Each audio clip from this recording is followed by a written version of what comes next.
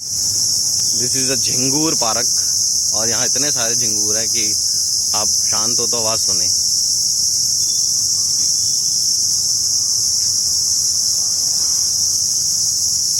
यहाँ कोई भी मतलब हरियाली नहीं है पेड़ों के अलावा जमीन पे बहुत सारे झिंगूर हैं, बहुत सारे। आई होप कि आप लोगों को आवाज आ रही हो। इन पत्तों के शायद पीछे पीछे या कुछ है। बहुत तेज आवाज है रियल में तो।